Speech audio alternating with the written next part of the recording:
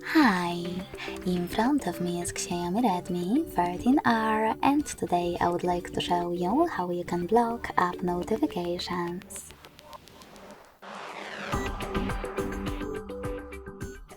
Begin by opening Settings and scrolling down to access Notifications and Control Center.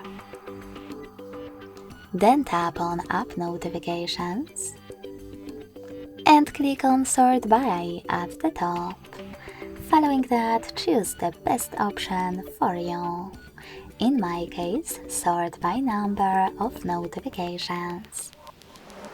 When you're ready, just click on the blue switches next to apps from which you want to block notifications. You can turn them back on by hitting the same now gray switches.